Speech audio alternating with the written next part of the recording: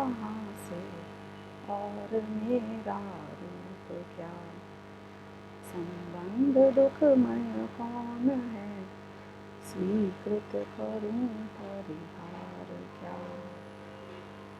नमः समय साराय स्वामी प्रीत्या चकासते, चित स्वभावाय भावाय सर्वभावांतरक्षिते।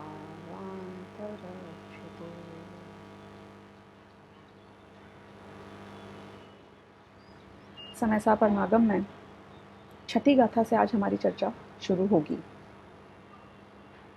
पूरे समय सार की जो मूल विषय वस्तु है वो छठी और सातवीं गाथा में समाहित हो जाती है। समय सार की जो शैली है वो ऐसी है कि उन्होंने शुरू की गाथाओं में ही जो पूरी डिटेलिंग करने वाले हैं उसको इस तरीके से बांधा है कि जिस व्यक्ति ने पूरा समय सार समझा होगा वो यदि ये शुरू की 10-12 गाथाओं को वापस पढ़ लेता है तो उसके दिमाग में ये एक ट्रेलर की तरह, एक सिनॉप्सिस की तरह पूरी विषय वस्तु एक ही समय में घूम जाएगी। तो बिल्कुल टू द पॉइंट बात करते हुए, जो भगवान आत्मा को मुझे ये मानना है कि यही मैं हूं, जिसे कहते हैं दृष्टि का विषय, उसकी व्याख्या ये छठी और सातवीं गाथा में करी है। देखो, वैसे तो जितने भी जीव हैं उनको यदि हम द्रव्य अपेक्षा से देखें तो वो नित्य एस्पेक्ट, वो एस्पेक्ट जो अनादि काल से लेके अनंत काल तक कभी भी बदलता नहीं है, वो एस्पेक्ट जो निगोद के जीव में देखें और यदि सिद्ध भगवान के देखें, उसमें आज तक कोई आंच नहीं आई, कोई फर्क नहीं आया। जब उस दृष्टि से हम देखते हैं, उसे कहते हैं द्रव्य दृष्टि, तो उससे जीव एकदम सेम नजर आता है। सारे जीव एक से नजर आते हैं, हर जीव हर अवस्था में एक सा नजर आता है, उसे कहते हैं द्रव्य दृष्टि। देखें, ह्यूमन बीइंग की हम बात करते हैं। जितने भी ह्यूमन बीइंग्स हैं, जितने भी मनुष्य हैं, तो वैसे देखा जाए तो एक मनुष्य दूसरे से कितना डिफरेंट है। यदि पर्याय दृष्टि से देखा जाए तो एक मनुष्य और दूसरे मनुष्य में जमीन आसमान का फर्क है। कोई बच्चा है, अभी अभी पैदा हुआ है, कोई बूढ़ा हो गया है, कोई बहुत धनवान है, कोई बहुत गरीब है, कोई बीमार है, कोई स्वस्थ है, कोई गोरा है, कोई काला है, कोई लंबा है, कोई ठिगना है। पर्याय की अपेक्षा देखा जाए तो मनुष्य मनुष्य में बहुत फर्क है।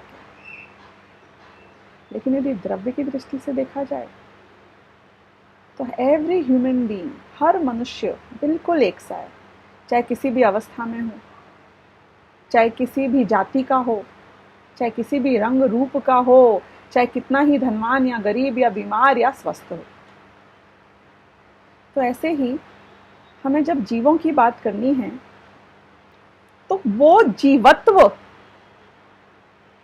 जिससे सारे जीव सेम है, वो जीवत्व जो एक जीव, उसकी चाहे कोई भी अवस्था क्यों ना हो, निगोद की हो कि सिद्ध की हो, वो उसका जो बेसिक एलिमेंट है ना, वो थ्रेड जो उसमें जीवत्व को कायम रखता है, जिससे हम उसे सेपरेटली आइडेंटिफाई करते हैं, जो उससे कभी छूटता नहीं है, कम नहीं होता है, ज्यादा नहीं होता है, वो द्रव्य दृष्टि का विषय है। तो जीव के केस में अनादि काल से हमारे साथ एक प्रॉब्लम है कि हमने जीव को हमेशा पर्याय दृष्टि से देखा, और जब हम किसी को पर्याय दृष्टि से देखते हैं तो हम उस अपेक्षा को देखते हैं जो बदल जाती है। और जब हम उस अपेक्षा को देखते हैं जो वो बदल जाती है, तो वो वस्तु का सत्व नहीं होती, वो रियली में वो वस्तु नहीं होती जो पलट जाए, जो फिर जाए, जो बदल जाए। वो वस्तु का सार कैसे हो सकता है? अगर अग्नि में से मैंने उष्णता को छीन लिया तो अग्नि में क्या बचेगा? कुछ नहीं बचेगा। नमक में से खारेपन को हटा दिया तो मैं किसी भी एक क्या बोलते हैं, धूल के कण को व्हाइट कलर कर दूं नमक की तरह, तो क्या वो नमक बन जाएगा? कि इट डज नॉट मैटर कि वो कण छोटे थे नमक के कि बड़े थे। इट डज नॉट मैटर कि उसका रंग थोड़ा ज्यादा सफेद था कि थोड़ा कम सफेद था। नमक में हम सिर्फ खारेपन को ढूंढते हैं, अग्नि में हम सिर्फ उष्णता को ढूंढते हैं, चाहे एलपीजी की हो, चाहे किसी भी रूप से बनी हो ना, कांडे की हो, कोयले की हो। अग्नि के सार को खोजते हैं ना हम। जब कुछ पकाना हो तो हम वो जिसमें उष्णता हो, वो नॉन नेगोशिएबल है। एलपीजी हो कि गैस हो कि आपका कोयला हो, ये सब नेगोशिएबल है, ये सब ऑप्शनल है, ये सब बदल सकते हैं। शेप बदल सकती है अग्नि की, कि गैस के फॉर्म में हो कि चूल्हे के फॉर्म में हो, does not make a difference. The पर्याय does not make a difference, but what makes a difference is उसका सत्व, उसका सार। समय सार में हम जीव के उस सारभूत भगवान आत्मा को ढूंढ रहे हैं जो अनादि काल से लेकर अनंत काल तक और हर जीव द्रव्य में एग्जैक्टली सेम है। क्योंकि जब मैं अपने आप को उससे आइडेंटिफाई करूंगा तो मेरी समझ सही होगी। जब मैं अपने आप को उससे आइडेंटिफाई ही नहीं करूंगा तो मैं जिससे अपने आप को आइडेंटिफाई करूंगा, यदि वो पर्याय निकली तो मेरे अस्तित्व का ही नाश हो जाएगा। देखो, एक तो होता है फैक्ट और एक होती है मान्यता। दोनों अलग अलग चीजें हैं। एक तो है जो वास्तव में है और एक है कि हम उसे कैसा मानते हैं। अब दुनिया की अपेक्षा बात करो तो फर्क इससे पड़ता है कि क्या है, इससे फर्क नहीं पड़ता है कि आप क्या मानते हो। क्यों?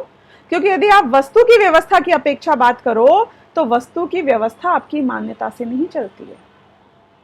6 द्रव्यों का मिलाकर एक लोक है, तो ये लोक आपकी मान्यता से नहीं बदल जाएगा। लोक तो जैसा है वैसा ही रहेगा।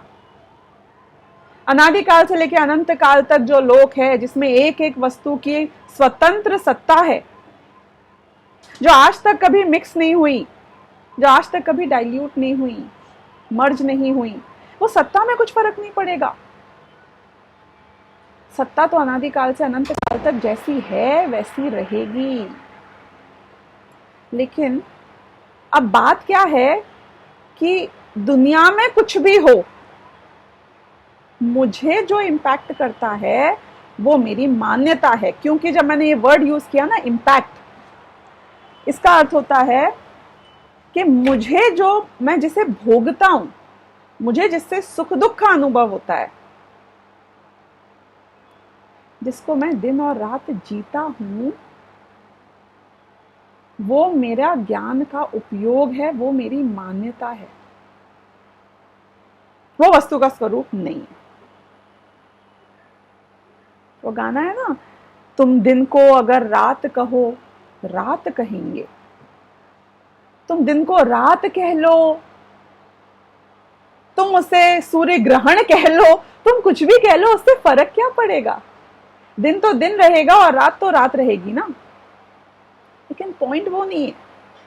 पॉइंट ये है कि आप भोगते किसको, कि हम जिसको मानते हैं हम उसको भोगते हैं।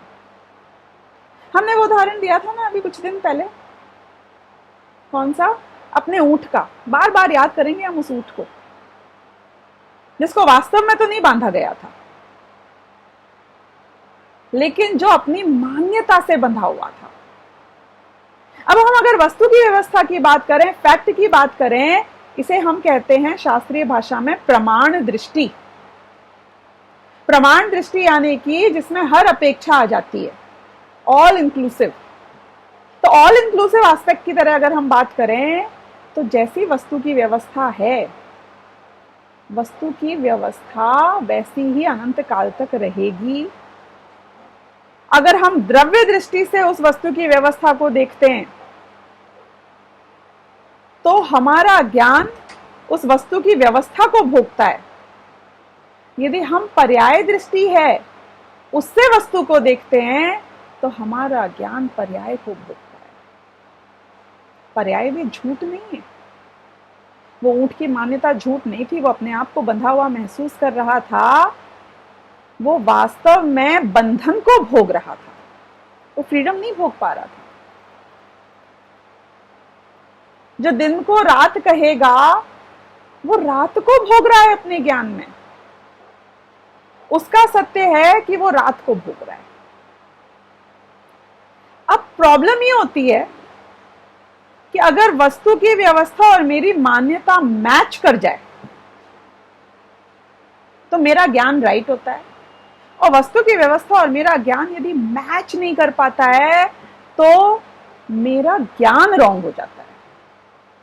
अब वस्तु की व्यवस्था पहले समझते हैं, क्योंकि जयचंद जी छाबड़ा ने अपने भावार्थ में इसी गाथा की टीका में पहले वस्तु की व्यवस्था समझाई और फिर वहां से हमारा क्या पर्सपेक्टिव है हम उस पर आएंगे। प्रमाण दृष्टि से वस्तु कैसी है?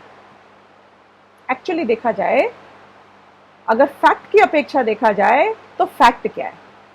ऊंट का फैक्ट पूछते हैं अपन, चलो सोचते हैं वो ऊंट का फैक्ट क्या है? वो बंधा हुआ है कि वो फ्री है?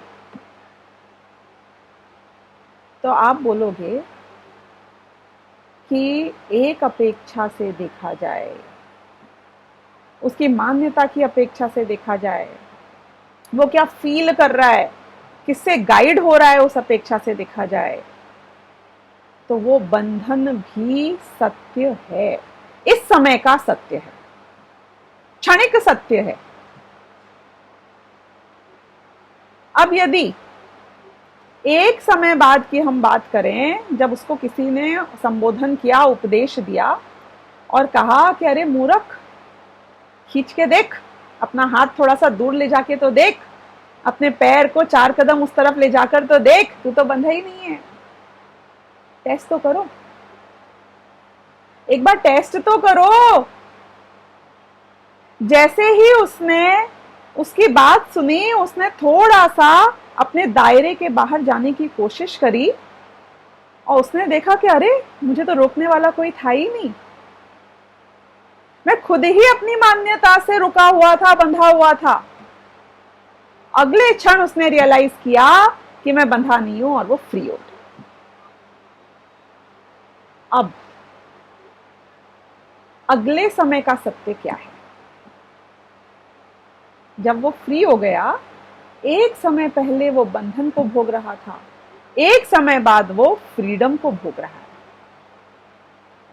उसकी मान्यता फैक्ट के अनुरूप हुई तो उसका जीवन ही बदल गया। सारा प्रेशर, सारा स्ट्रेस, सारी पराधीनता एक समय में खत्म हो गई। तो क्या वस्तु वास्तव में स्वतंत्र है, वास्तव में इंडिपेंडेंट है, कि वास्तव में ये जीव द्रव्य बंधा हुआ है? दोनों फैक्ट हैं, जीव के दोनों फैक्ट हैं।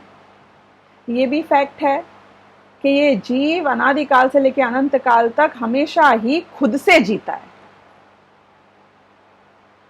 जैसा परिणमन करना चाहता है वैसा परिणमन करता है, उपयोग में जिसको जानता है उसको भोगता है, और उपयोग किसको जानेगा वो जीव की खुद की योग्यता है, वो परद्रव्य की योग्यता नहीं है। देखो, हमारी आंखों के सामने कई चीजें होती हैं लेकिन हम उसको उस तरीके से देख ही नहीं पाते। आप विचार करो, कि आपके साथ ऐसा कई बार हुआ होगा, जब भी आपने कभी कोई धोखा खाया होगा ना जीवन में, या जब भी आपके आंखों के सामने आपके कोई राग द्वेष का पर्दा पड़ा होगा, तो हमेशा आंखों के सामने वस्तु होती है पर हमें नजर नहीं आती। जब कोई लड़की 14, 15, 16 साल की हो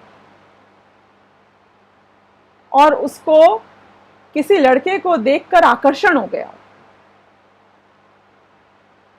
अब वो लड़का साफ नजर आएगा कई केसेस में जहां इसको धोखा दे रहा है।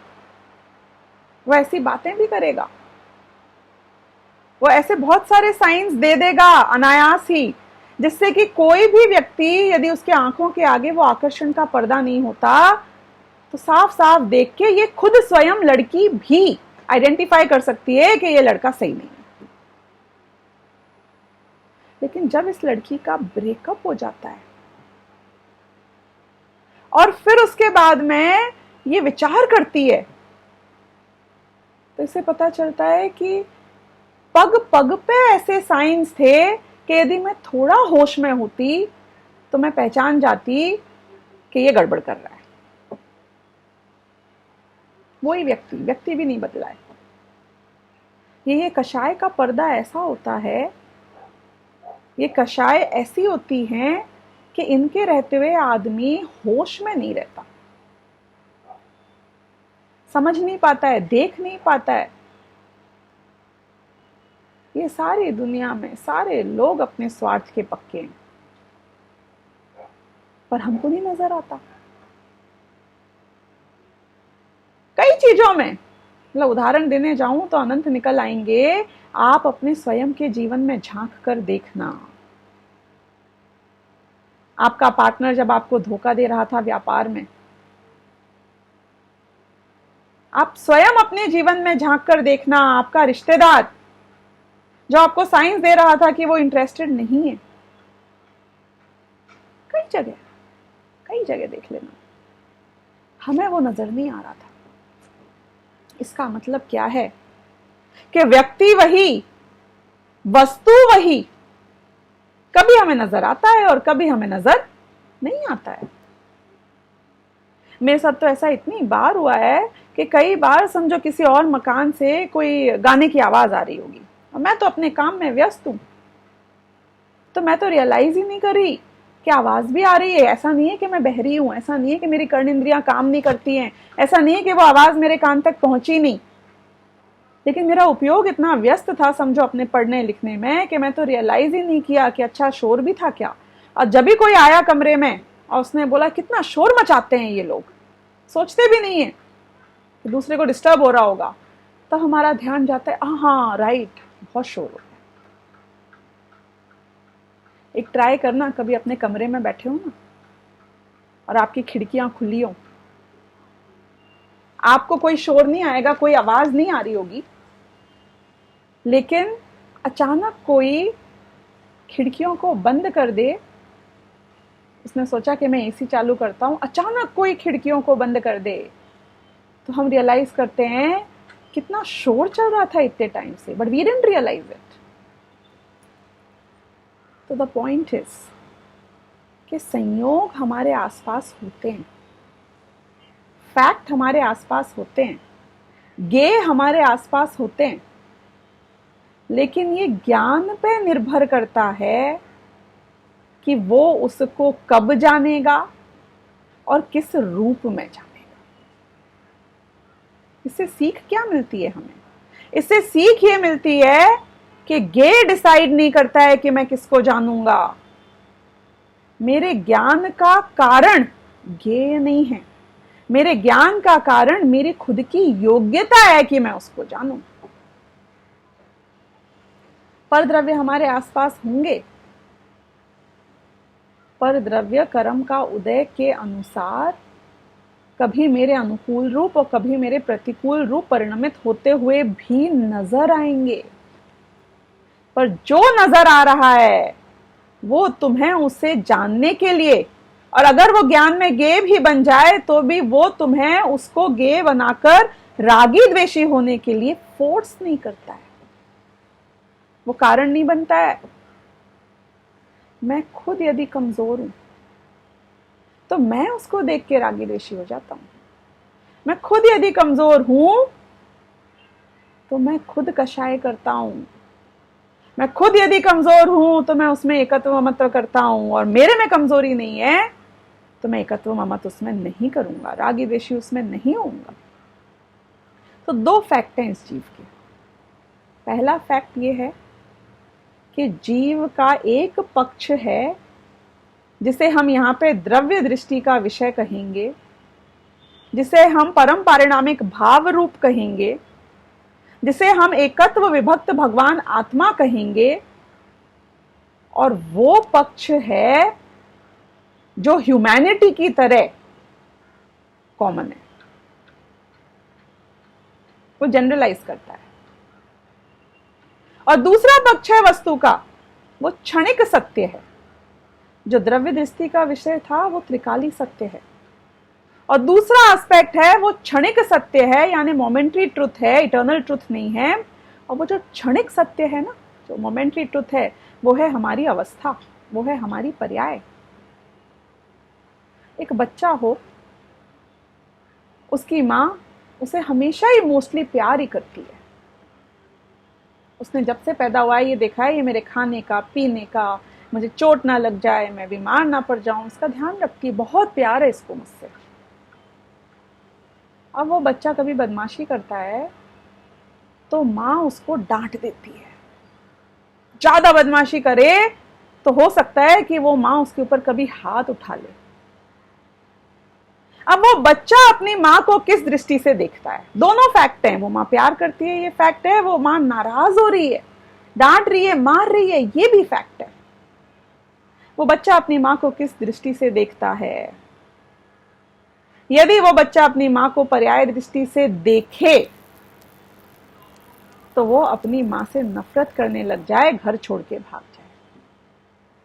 और यदि वही बच्चा अपनी माँ को द्रव्य दृष्टि से देखता है, वो इस बात को एक्सेप्ट करता है कि ये जो गुस्सा है ये क्षणिक सत्य है, ये त्रिकाली सत्य नहीं है, ये इटर्नल ट्रुथ नहीं है। इटर्नल ट्रुथ तो ये है कि ये अपने मेरे लिए अपनी जान दे सकती है। पर क्षणिक सत्य ये है कि इसे अभी बहुत गुस्सा आ रहा है, ये मुझे इतनी खरोंच लग जाए, मैं इतना सा रो दूं, उह कर दूं, तो इसे बर्दाश्त नहीं होता है, और इसने आज मुझे थप्पड़ लगा के इतनी जोर से चोट लगा दी। पर वो जानता है कि क्षणिक आवेश है, ये मोमेंट्री है, ये इटर्नल नहीं है। अब वो बच्चा किसे भोगेगा? यदि पर्याय दृष्टि को देखेगा तो क्रोध और द्वेष को भोगेगा। यदि द्रव्य दृष्टि को उसी समय में देखेगा तो मां थप्पड़ मारेगी, फिर भी जाके मां से ही चिपकेगा। वो मां उसके बाद नाराज हो जाए और बात करना छोड़ दे अपने बच्चे से, तो खुश होना चाहिए ना, बच्चे को खुश होना चाहिए। और इसलिए खुश होना चाहिए कि वैसे ही मारने वाली थी, अच्छा है बात नहीं कर रही है, बला टली। कि नहीं, वो बच्चा उल्टा अपनी माँ के पास जाता है और कहता है कि तू 2 थप्पड़ और मार ले, मारना है तो, लेकिन मुझसे बात कर। उससे वो शांति, वो चुप्पी माँ की बर्दाश्त नहीं होती है, क्योंकि वो पर्याय नहीं देख रहा है, वो द्रव्य को देख रहा है। वो थप्पड़ नहीं देख रहा है, वो चोट नहीं देख रहा है। वो उस चोट के काल में, उस थप्पड़ के काल में, उस क्रोध के काल में वो माँ क्रोध रूप से परिणमित हो रही है, वो फैक्ट है। पर वो क्रोध रूप से परिणमित हुई माँ को देखने के काल में ही वो जानता है कि क्रोध क्षणिक सत्य है और माँ की ममता त्रिकाली सत्य है। एक हुई द्रव्य दृष्टि, एक हुई पर्याय दृष्टि। जो पर्याय दृष्टि को देखता है, जो पर्याय को भोगता है, उसके कभी भी मन में स्टेबिलिटी और शांति नहीं रह सकती। अनाकुल नहीं हो सकता, वो सुखी नहीं हो सकता, पीसफुल नहीं हो सकता है। क्योंकि जहां इतना एक्शन चल रहा है, जहां इतनी हर चीज हर पल बदल रही है, उसके आश्रय से तुमको शांति कैसे मिल सकती है? लेकिन जहां पर द्रव्य दृष्टि हो जाए, जहां पे हम उस पक्ष को देख लें जो कभी बदलता ही नहीं है, जहां पर हम ऐसे आधार में एकत्व करें जो त्रिकाली सत्य है, तो वहां पर मन को विश्राम मिलता है, मन को शांति मिलती है। वहां पे आकुलता नहीं होती है, क्योंकि कुछ नहीं बदलेगा, सब वैसा का वैसा ही रहेगा। ऐसे ही मेरे द्रव्य के दो पक्ष हैं, एक द्रव्य पक्ष है और एक पर्याय पक्ष है। मेरे द्रव्य में भी एक त्रिकाली सत्य है और एक क्षणिक सत्य है। अनादिकाल से हम ऐसे बेवकूफ बालक बने रहे कि हम सिर्फ पर्याय को देखते रहे और कंफ्यूज हो गए। A lot of men say this, it's very difficult to understand women. स्त्रियों को समझना, इसमें तो बड़े बड़े पंडित भी हार गए। तुम उस स्त्री को अगर पर्याय दृष्टि से देखोगे तो तुम कंफ्यूज हो जाओगे। तुम उस स्त्री को यदि द्रव्य दृष्टि से देखने लग गए तो तुम्हारी सारी गुत्थियां सॉल्व हो जाएंगी। एज ओल्ड बहुत बड़े झगड़े को सॉल्व कर दिया मैंने आपके लिए। एक चीज को नहीं, एक स्त्री की बात नहीं कर रही हूं, दुनिया की हर वस्तु को द्रव्य दृष्टि से देखोगे तो तुम उसके सार को समझ लोगे। दुनिया की हर वस्तु को पर्याय दृष्टि से देखोगे तो धोखा खा जाओगे। इस एक पॉइंट के ऊपर हम चाहें तो 4 घंटे चर्चा कर सकते हैं। इस एक पॉइंट के ऊपर आप चाहो तो हजारों उदाहरण ले सकते हो। इस एक पॉइंट के ऊपर आप सारी फिल्में देख लेना, सारी कहानियां सुन लेना। जहां पर्याय दृष्टि को देखा वहीं गड़बड़ हुई है। वो स्त्री जो धोखा खाती है ना, वो क्या देखती है? वो पर्याय देखती है। देखो आई लव यू बोला, देखो मुझे गिफ्ट लाके दिए, देखो मेरी तारीफ करी। मूर्ख, तू पर्याय दृष्टि हो रही है। तू ये नहीं देख पा रही है कि उसके पीछे वास्तव में कोई राग है कि नहीं है, उसका ऑब्जेक्टिव क्या है, उसका मोटिव क्या है। एक बात बता रही हूं आपको पर्सनल एक्सपीरियंस से भी, कि जब तक शादी नहीं है तब तक जो भी व्यक्ति है ना, चाहे स्त्री हो चाहे पुरुष हो, आप जो भी हैं, तो जो भी अन्य व्यक्ति है, हम उसकी एक एक पर्याय को देख के उसके द्रव्य तक पहुंचने की कोशिश करते हैं। हम उसे जज करते हैं। हम देखते हैं ये ऐसे बात करता है, ऐसे रिएक्ट करता है, ऐसे बोलता है। हम जानते नहीं है ना अभी तक उस व्यक्ति को, सच बोलता है कि झूठ बोलता है, धोखा दे रहा है कि वास्तव में फील करता है, मजे लेना चाहता है कि कोई जिम्मेदारी भी है इसकी, कहीं कोई और तो ऑब्जेक्टिव नहीं है, मोटिव नहीं है। आप पर्यायों से कोशिश कर रहे होते हो कि उसके अंदर के सार तक, उसके द्रव्य तक पहुंच पाओ, क्योंकि एक बार वो व्यक्ति आपको समझ में आ जाए कि क्या है, तो फिर everything will start making sense. अब मैं बात करूंगी कि जब शादी हो जाती है, जब शादी हो जाती है उसी व्यक्ति से, आप चाहे थोड़ा कम जानते हो चाहे थोड़ा ज्यादा जानते हो, उससे मतलब नहीं है। यदि आपके सबके पेरेंट्स की राजी पूर्वक, समाज की साक्षी पूर्वक, देव शास्त्र गुरु की साक्षी पूर्वक आपकी उसके साथ ऐसी शादी हो जाती है कि जहां आप ये वचन ले लेते हैं कि मैं जीवन भर एक दूसरे का साथ निभाऊंगा, अब एक अलग टाइप की स्टेबिलिटी आ जाती है। ये फॉरेन में, ये मतलब फॉरेन कंट्रीज में ये स्टेबिलिटी नहीं आ पाती है, क्योंकि शादी के बंधन को वो परमानेंट नहीं मानते हैं। शादी के बंधन को वो मानते हैं मैं तो 6 दिन में तलाक दे दूं, क्या है उसमें। हमारे देश में शादियां टिकती हैं क्योंकि हम 7 जन्मों का बंधन मानते हैं। 7 जन्मों का मतलब 7 जन्मों से नहीं होता है, उसका अर्थ वाकई में ये होता है कि इस जन्म में है तो दूसरे को विचार करने का सवाल नहीं है। जैसे ही वो शादी हो जाती है ना, अब आप पर्याय से देखना बंद हो जाते हो।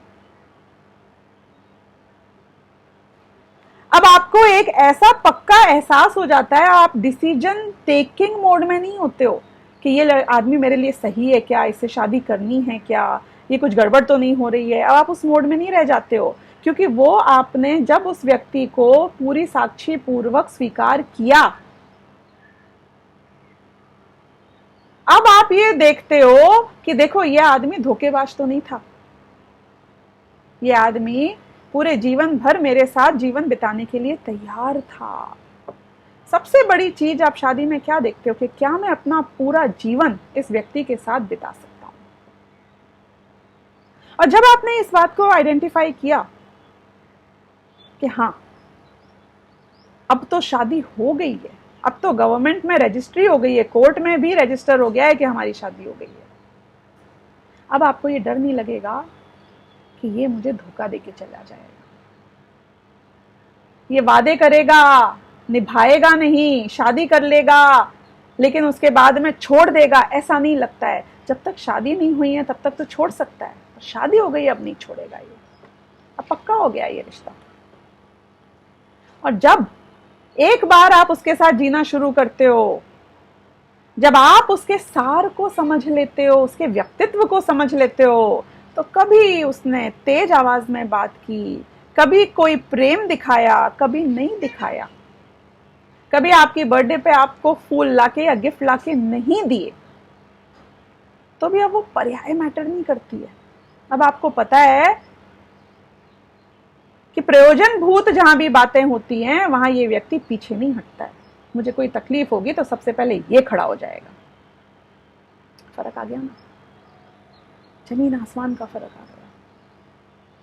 पहले तो आप पर्याय को देख के द्रव्य तक पहुंचने की कोशिश कर रहे थे, अब आपको ये भरोसा हो गया कि ये द्रव्य कहीं नहीं जा रहा है। अब आपको ये भरोसा हो गया कि ये सब तो फेजेस हैं, कभी टेंशन में है, कभी खुश है, कोई बात नहीं।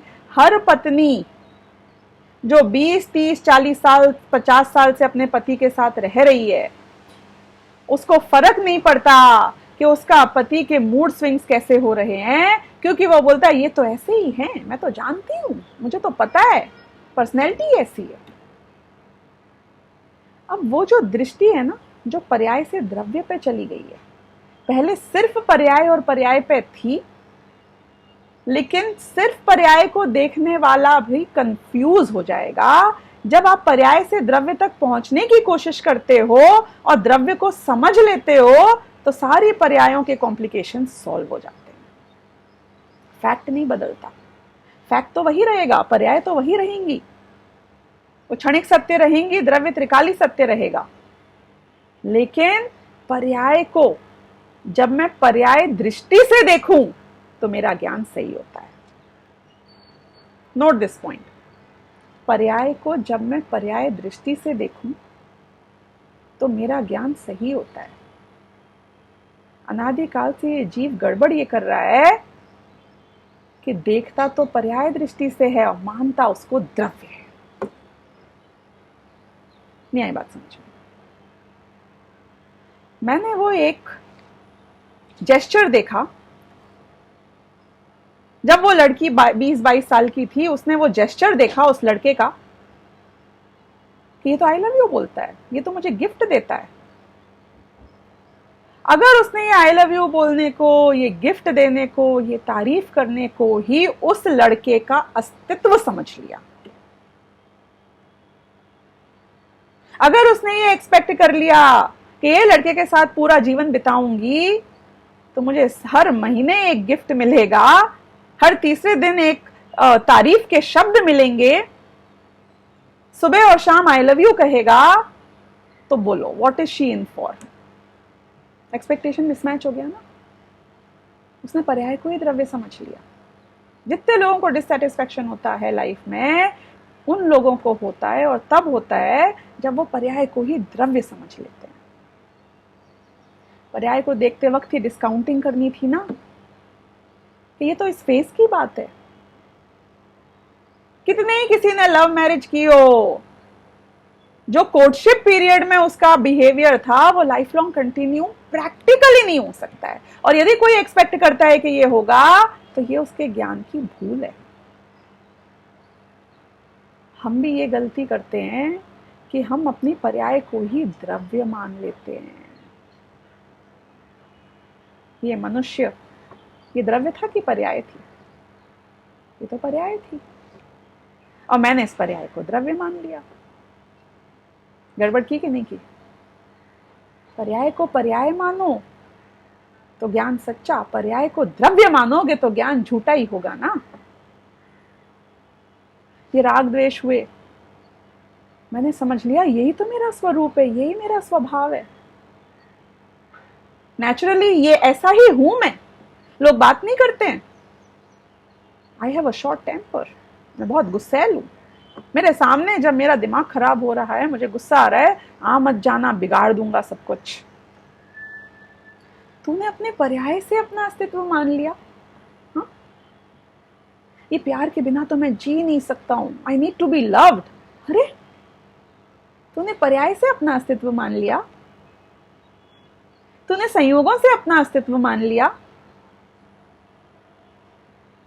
मैं बॉम्बे आई ना जब शादी के जस्ट बाद, तो we were newly married and we both were trying to work and make our own living. हमारे पास गाड़ी नहीं थी ऑब्वियसली।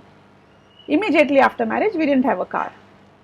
हम किसी से मिलने गए, वो बोलते हैं ओ आप कार के बिना तो बॉम्बे में जी नहीं सकते। तो what kind of a statement is that? कितने लोग हैं बॉम्बे में जो बिना कार के जीते हैं? हम जी रहे थे। ऐसा तो नहीं है ना कि कार के बिना कोई जी नहीं सकता है, लेकिन संयोगों से अपने अस्तित्व को मान लेना, पर्याय से अपने अस्तित्व को मान लेना।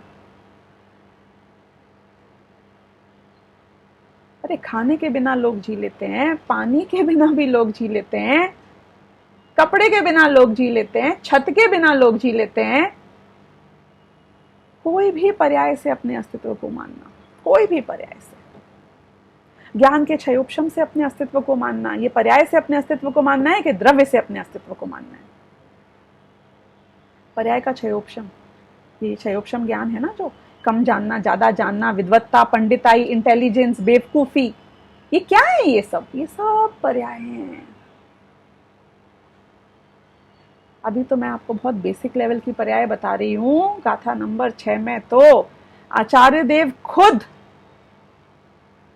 एकदम लोहार की संडासी की तरह एक क्षण अप्रमत्त अवस्था में होते हैं और एक क्षण प्रमत्त अवस्था में होते हैं। कभी आग में, कभी पानी में, कभी कभी शुद्धोपयोग में होते हैं और अगले क्षण शुभोपयोग में आ जाते हैं, फिर शुद्धोपयोग में चले जाते हैं। वो कहते हैं कि शुभोपयोग तो मेरा स्वरूप है ही नहीं, अशुभोपयोग का तो सवाल नहीं है, लेकिन ये शुद्धोपयोग भी है ना। उससे यदि मैं अपने अस्तित्व को मानूं, उससे यदि मैं अपनी महिमा को मानूं, तो मैं पर्याय दृष्टि हो गया। इसे द्रव्य दृष्टि तो नहीं कहते ना। प्रमत्त और अप्रमत्त ये तो पर्याय हैं। पुण्य और पाप ये तो पर्याय हैं। मैं अपने भावों से, अपनी पर्यायों से अपने अस्तित्व को मानूं, तो मैंने द्रव्य से अपने अस्तित्व को माना कि मैंने पर्याय से अपने अस्तित्व को माना। डिसाइड करना हमारे हाथ में है। दुनिया में जब जब पर्याय को जानो, पर्याय को जानने में दोष नहीं है, लेकिन पर्याय को पर्याय की तरह जानोगे तो तुम धोखा नहीं खाओगे। पर्याय को द्रव्य की तरह जानोगे तो धोखा खा जाओगे। और हमारी तकलीफ ये है कि अनादिकाल से द्रव्य को तो हमने जाना ही नहीं, द्रव्य को तो हमने, द्रव्य दृष्टि को तो हमने समझा ही नहीं, और पर्याय को ही प्रति समय द्रव्य मानकर बैठ गया। इसलिए इसे कहते हैं भ्रम बुद्धि, इसीलिए इसे कहते हैं मिथ्यात्व। आचार्य कुंद कुंद कह रहे हैं कि पर्याय तेरा अस्तित्व मात्र नहीं है, पर्याय तेरा एक पक्ष है। और जब उसे ये जानेगा कि ये क्षणिक सत्य है, ये मेरी पर्याय पक्ष है, तो तेरा ज्ञान सही हो सकता है। लेकिन तूने द्रव्य के पक्ष को तो आज तक जाना नहीं, सुना नहीं, परिचित नहीं हुआ, और उसका अनुभव नहीं किया, तो जब तू ये द्रव्य दृष्टि से समय सार में भगवान आत्मा के स्वरूप को समझेगा, तेरे खुद को द्रव्य दृष्टि से देखने की नजर जब तुझ में डेवलप हो जाएगी। अभी तो मैं आपको उदाहरण सारी दुनिया के दे रही थी कि दुनिया को पर्याय से देखोगे तो धोखा खाओगे, दुनिया को भी द्रव्य से देखना पड़ेगा, हर पक्ष को उस पक्ष से जानोगे, उस अपेक्षा से जानोगे तो तुम्हारा ज्ञान सही होगा, नहीं तो धोखा खाओगे। यहां कहते हैं कि दुनिया को तो अभी छोड़, क्योंकि एक द्रव्य तो दूसरे द्रव्य का वैसे भी कुछ करता नहीं है। तूने अपने आप को, जिसको तू अनुभव कर सकता है, आज तक सिर्फ पर्याय से जाना, अपने आप को द्रव्य दृष्टि से तूने ना कभी देखा और ना कभी देखने की कोशिश करी। अरे तुझे तो पता ही नहीं है कि द्रव्य दृष्टि से भगवान आत्मा है कैसा। समय सार द्रव्य दृष्टि से भगवान आत्मा को देखने की कला सिखाता है। कैसे पर्यायों को रहते हुए भी पर्यायों से पार उस त्रिकाली ध्रुव द्रव्य को देखूं, जो मेरा रियल सार है, मेरा सत्व है, मेरा अस्तित्व है। अब मुझे अपने आप को उससे आइडेंटिफाई करना चाहिए क्योंकि वो परमानेंट है। मुझे इसलिए उससे अपने आप को आइडेंटिफाई करना चाहिए क्योंकि जब मैं उससे अपने आप को आइडेंटिफाई करने लग जाऊंगा तो मैं सारी दुनिया से इम्यून हो जाऊंगा। मैं कभी झूठा नहीं पढ़ूंगा, मेरा ज्ञान कभी गलत नहीं होगा, मेरी लाइफ में कोई कंफ्यूजन, कोई आकुलता नहीं होगी, सारी प्रॉब्लम सॉल्व हो जाएंगी। क्योंकि द्रव्य स्वभाव को समझना, द्रव्य को समझना और द्रव्य स्वभाव को समझना, ये ही सारी प्रॉब्लम का सल्यूशन है। और इस विषय वस्तु को यहाँ इस समय सार में छठी और सातवीं गाथा में समझाया गया है। ये छठी गाथा को हमें थोड़ा पेशेंस के साथ समझना पड़ेगा, तो आगे की चर्चा अब हम करेंगे कल। सहजानंदी शुद्ध स्वरूपी अविनाशी आत्मस्वरूप, सहजानंदी शुद्ध स्वरूपी अविनाशी आत्मस्वरूप, सहजानंदी शुद्ध स्वरूपी अविनाशी आत्मस्वरूप, जावाणी के ज्ञान से सूझे लोकालोक, सो वाणी मस्तक नमो सदा देत मूढ़ो।